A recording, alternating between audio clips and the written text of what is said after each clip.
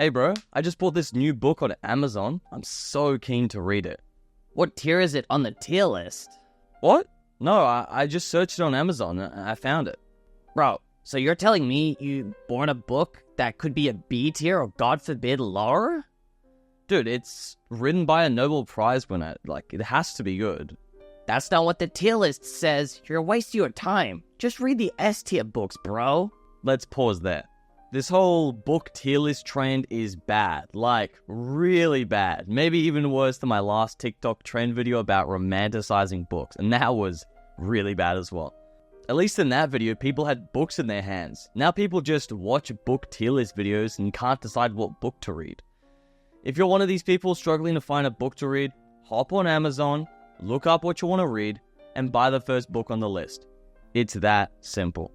Now, a lot of the book tier list videos I've seen have been about non-fiction book, which at least makes a little sense, but fiction book tier lists? Come on. How can you make a tier list about fiction books you've read, and then you tell other people which ones are the good ones and which ones are the bad ones? It's literally about stuff that's made up. It's as subjective as it gets. Anyway, tier lists themselves aren't actually that bad.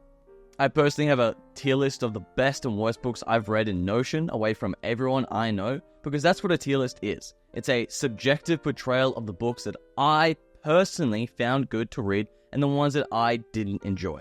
The issue comes when people post their tier list videos and present themselves as people of high power or high knowledge, pushing their beliefs onto other people.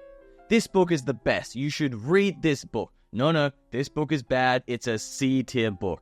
How stupid is this, okay? It's just awful, because if you watch a few book tier list videos, you know what you won't see? You won't see consistent book results. One book might be an S tier for one person, but then it's in the D tier for another person, because the impact of that book will be different from every person.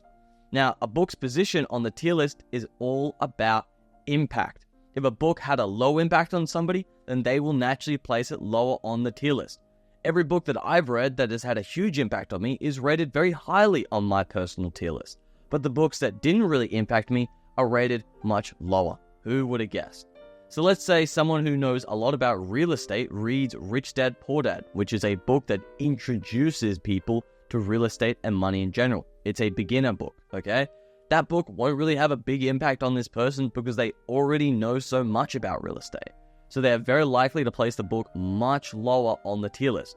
Now, objectively, the book is pretty solid. I've read it. It's a great book. And if you don't know anything about money, then it's the perfect book to start your financial literacy journey.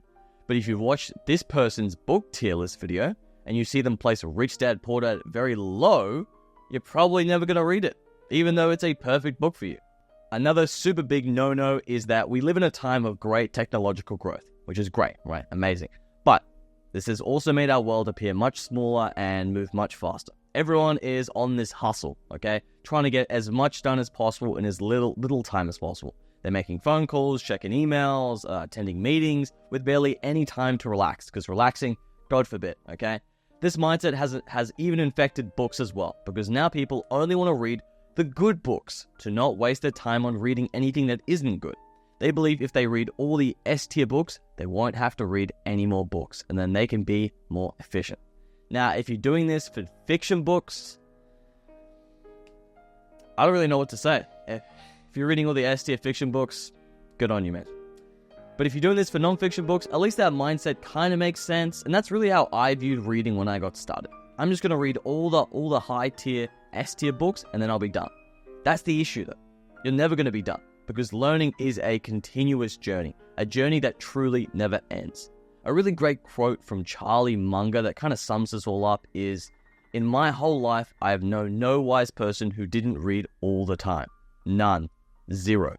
Ever since I heard that quote, I know that my reading won't actually end anytime soon.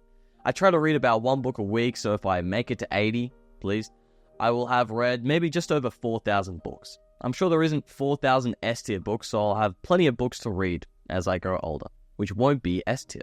Now, my goal isn't to read the best books, but to read every book, because I know if I learn just one thing from a book, then it was worthwhile.